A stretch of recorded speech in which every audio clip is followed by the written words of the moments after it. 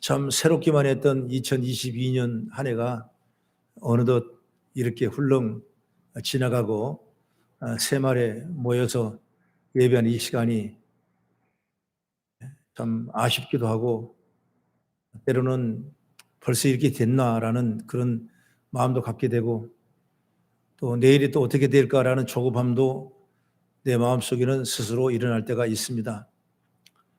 그러나 이런 시간 우리가 좀 더 기도하고 주님을 바라보는 심령으로 나간다면 우리에게 더 좋은 기회가 저 여러분을 통해 오게 될 줄로 저는 믿습니다.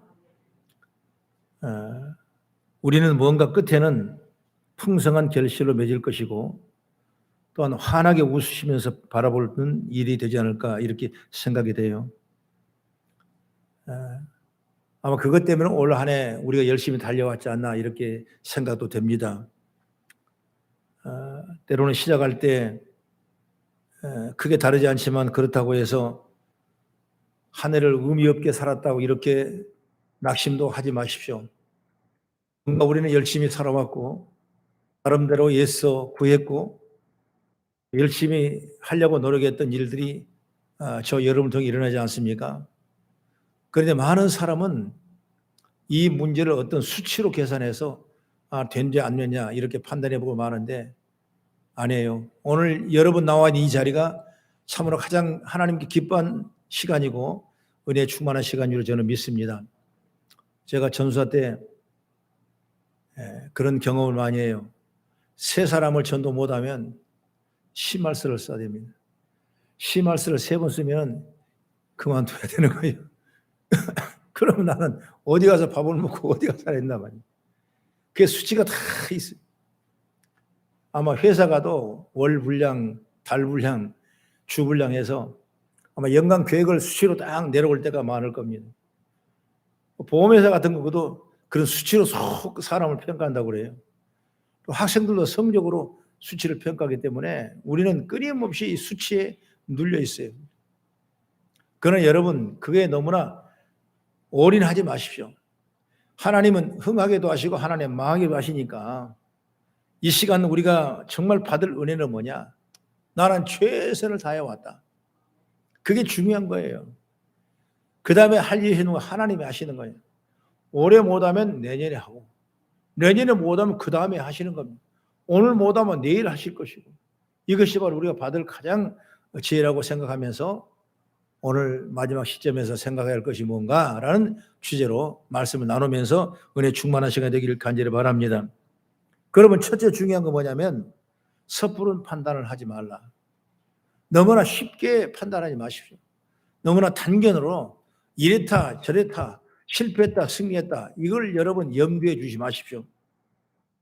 아까도 말했지만 무슨 판매량이라든가 아니면 어떤 성공 척도라든가 아니면 어떤 계획이라든가 이걸 가지고 우리가 판단하지 말고 섣불리 하지 말라 그 말인 것입니다. 오늘 본문을 보면 이 야곱이 죽을 때의 상황이 어떻게 되냐 이렇게 말하는데 바로 27절 본도가 말씀이 다시 한번 볼까요? 27절 시작. 이스라엘 족속이 고센 땅에 거주하며 거기서 생업을 얻어 생육하고 번성하였더라.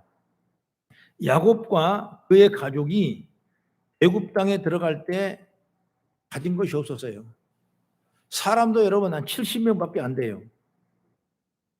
아다시피 요셉이라는 사람이 먼저 노예로 팔려갔고 그 다음에 그 요셉이라는 아들이 국무총리가 되고 그리고 그 운동의 기근이 너무나 심해서 양식을 얻으러 애굽에 내려갔다가 누구를 만납니까? 바로 총리가 된 요셉 아들을 만나게 되는 거예요. 그렇기 때문에 어찌 보면 시장은 너무나 미약합니다. 그렇게 해서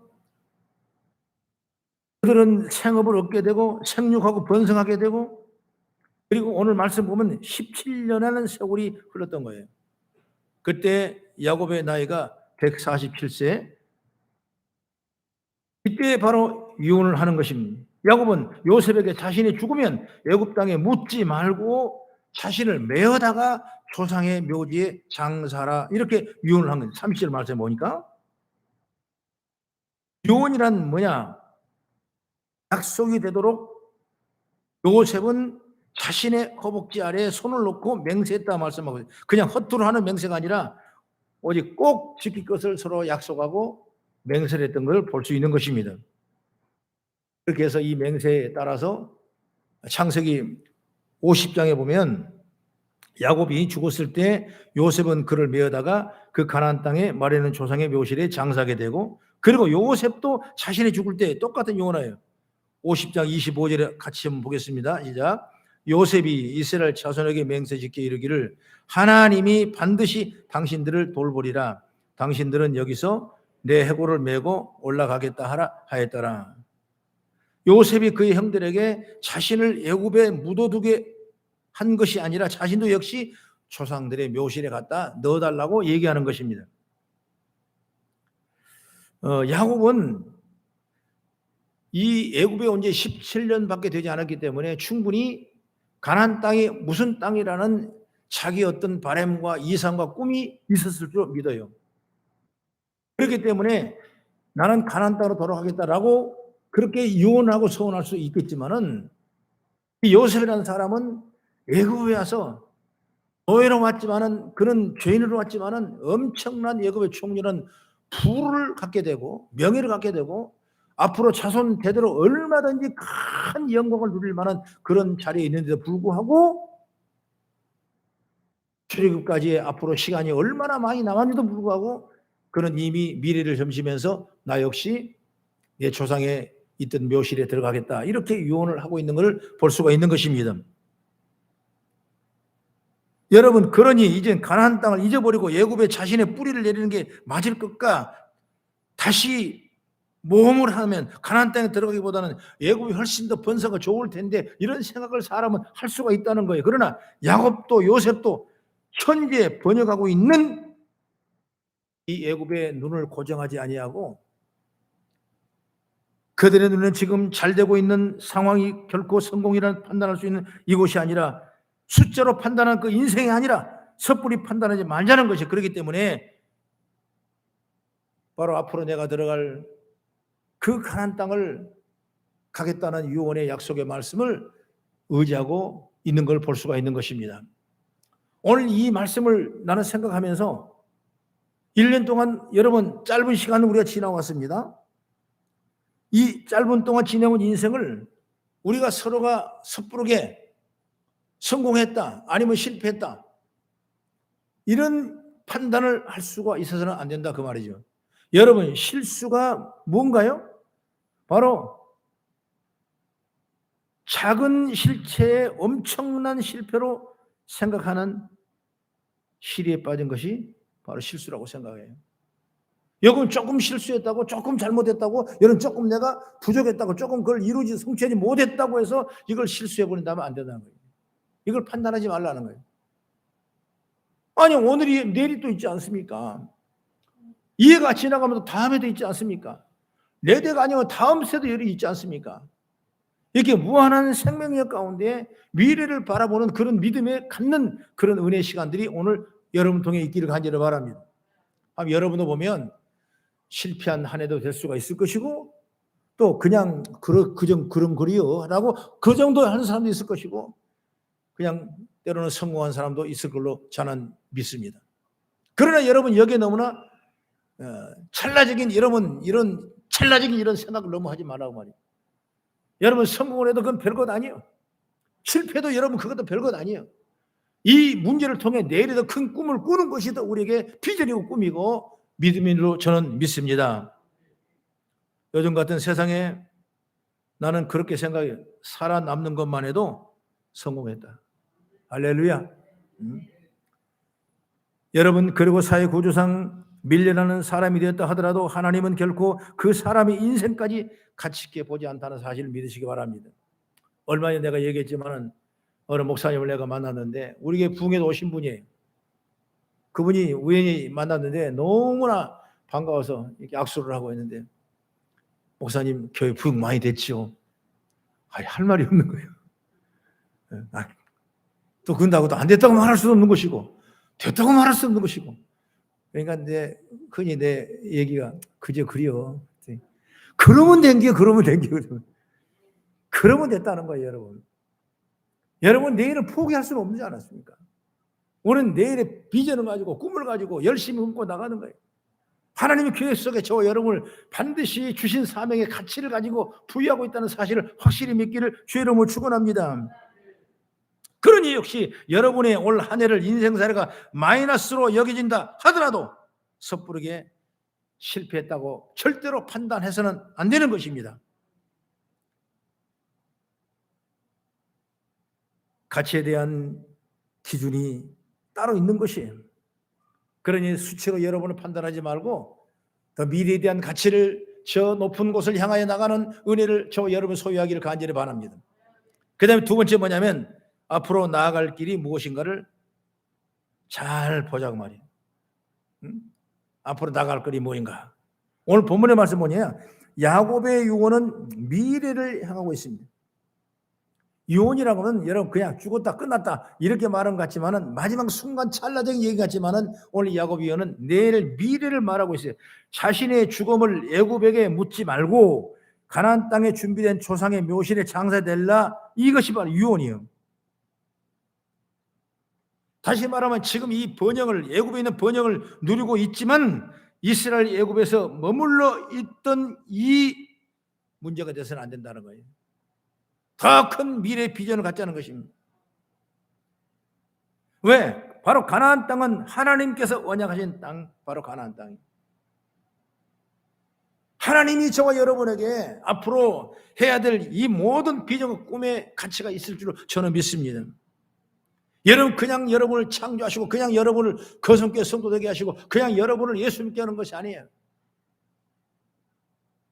우리는 영원히 받지 못해서 내일의 큰 꿈을 알지는 못하지만 하나님께서는 이미 저 여러분에게 앞으로 더 큰 미래의 큰 놀라운 은혜와 축복을 주시기 위해서 계획하고 있다는 사실을 여러분 확실히 믿기를 간절히 바랍니다. 여러분 사람이 어려울 때가 있는 거예요. 힘들 때가 있는 것입니다. 왜 내게는 이런 일들이, 왜 내 가정은 이런 일들이, 없애야 될 이런 일들이 올 수가 있는가 라고 여러분 탄식을, 그러나 여러분 여기에 매몰하지 마십시오. 내일의 미래를 더 바라보면서 이것이 나의 큰 기도의 자산이고 이게 나의 큰 믿음의 원천이라는 사실을 믿고 나갈 수 있는 그런 지혜를 얻은 것이 축복 중에 축복이라고 나는 믿어 의심치 않은 거예요. 오늘 요셉의 유언은 단순한 유언이 아닙니다. 바로 하나의 메시지예요. 이스라엘 백성들이 살 길은 애굽이 아니라 가나안으로 가는 것이 그들의 살 길이다. 약속의 땅으로 가는 것이다. 하나님의 언약을 잊지 않고 하나님 백성으로 살아가는 삶이 되어야 된다. 지금까지는 애굽에서 호사를 누리고 있었지만은 그것은 영원한 게 아니다. 설령 힘들고 어렵더라도 하나님의 언약을 따라가야 된다고. 바로 야곱의 유언은, 그리고 요셉의 유언은 이렇게 이스라엘 백성들에게 지향해야 할 삶을 이야기하는 것입니다. 성공과 실패, 작은 수치에 발목 잡히지 말고 지금 다시 하나님이 내게 요구하시는 것이 무엇인지를 바라보는 것이 우리가 앞으로 살아갈 길이고 2022년을 마무리해 나가는 은혜의 시간들이 되기를 간절히 바랍니다. 여러분 우리가 늘 얘기하자면 바울 사도를 보십시오. 바울 사도도 유언을 합니다. 마지막 서신이 디모데 후서인데 그가 몇 개 교회를 세웠다. 내가 몇 명을 전도했다. 또 내가 전도한 지역이 몇 개나 됐다. 이런 식으로 자신의 인생을 정리하지 않았어요. 바울은 어떻게 말했냐면 디모데 후서 4장 6, 7절을 우리 같이 한번 찾아봅니다. 시작. 전제와 같이 내가 벌써 부어지고 나의 떠날 시간이 가까웠도다. 나는 선한 싸움을 싸우고 나의 달려갈 길을 마치고 믿음을 지켰으니. 이 말씀이 나오죠. 전제와 같이. 전제란 건 구약시대에 제사 드리는 방법인데 번제물을 올려놓고 피를 다 쏟으면서 그에 포도주를 부으는 것을 바로 전제라고 그러거든요. 하나도 남김없이 다 올렸다는 걸 바로 전제의 의미예요. 그렇기 때문에 바울 사도는 바로 내가 살아온 인생이 전제처럼 다 온전히 쏟아부었다는 겁니다. 생명을 온전히 내려놓았다는 겁니다. 그리고 선한 싸움이다. 이게 바로 여러분 싸움은 의의 싸움이다. 의로운 싸움, 생명과 진리의 싸움을 내가 싸웠다는 거예요. 이게 바울 사도의 마지막 유언이에요. 유언의 핵심이에요. 선한 싸움 다 싸웠다. 달려갈 게 다 달려가 봤다. 이 말씀은 뭐냐? 하나님께 주신 사명을 이루는데 멈추지 않고 끝까지 그 일을 감당했다라는 것을 우리에게 보여주는 말씀이라는 걸 믿으시길 축복합니다. 저와 여러분의 인생의 가치는 이런 사명감으로 드러나기를 저는 바랍니다.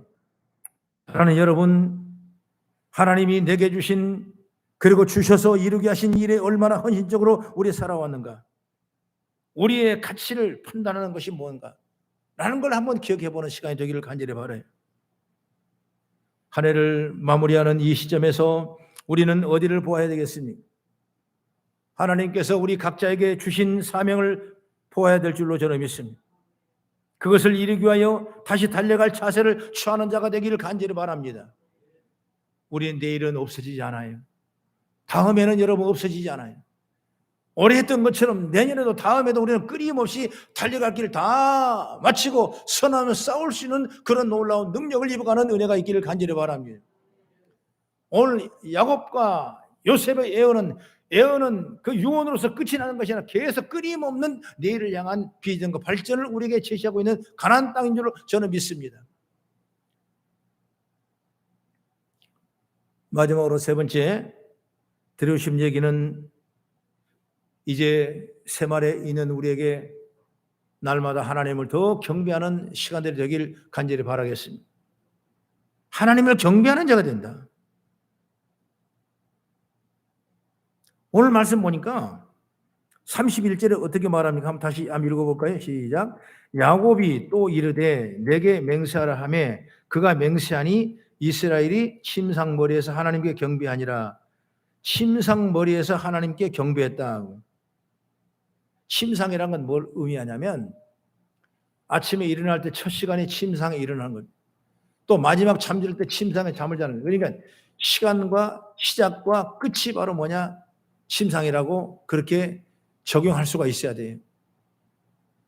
시작할 때도 여러분 하나님을 경배하고 끝날 때도 하나님을 경배하고, 이게 얼마나 귀한 축복인지 몰라요.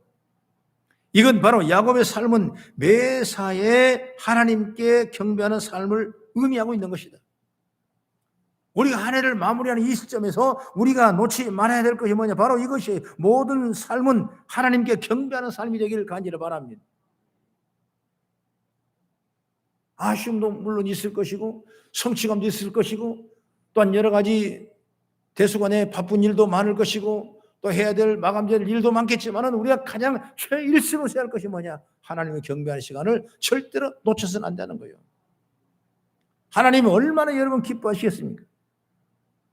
잊지 마십시오. 매 순간마다 하나님을 경배하는 일이 소홀히 여김을 받지 마십시오. 바쁘더라도 오히려 철저하게 하나님과 동행하는 모습을 이때를 보내야 되는 줄로 믿습니다. 그럼 어떻게 그렇게 할 수 있을까? 방법은 여러분 간단해요. 매일 기도하는 겁니다. 기도 빼지 마십시오. 바쁜 일정 속에서도 하나님 앞서 미리 기도하고 나가는 지혜가 열리길 간절히 바랍니다.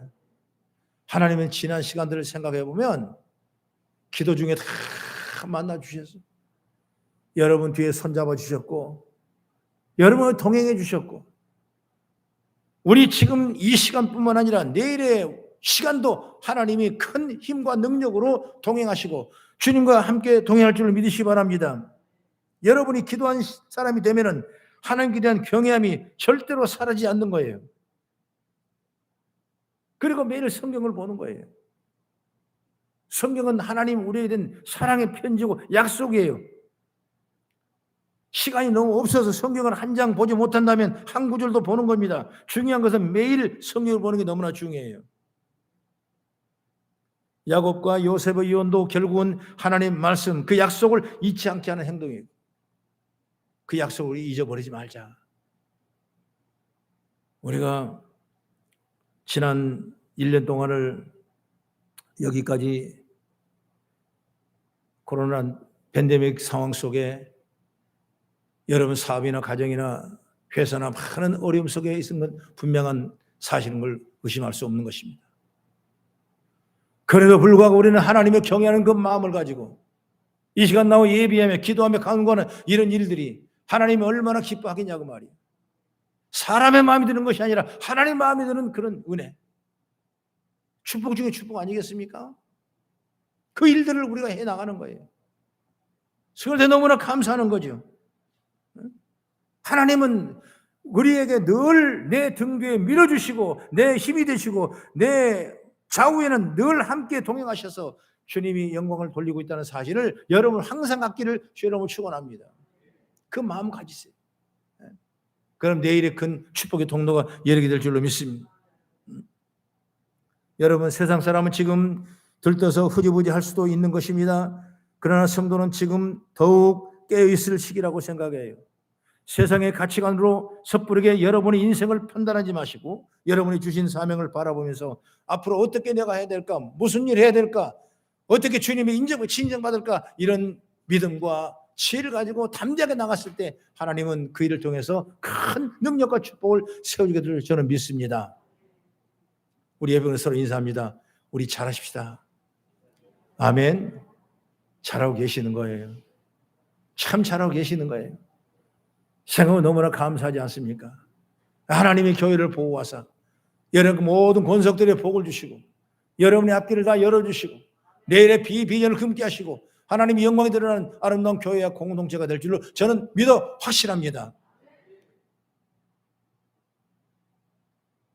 어느덧 2022년이 이제 한 주가 지나면 마지막 주일 예배를 드리게 되고 성탄 축하 예배를 드리게 되는데 너무나 쉽게 너무나 아쉽게 왔지 않습니까? 그러나 여러분 여기에 너무나 수치에 상념하지 마시고 내일에도 큰 비전을 꿈꾸기 위해서 주님을 경배하고 주님을 사랑하고 주님 뜻 가운데 함께 동행하는 은혜가 있기를 주의 이름으로 축복합니다.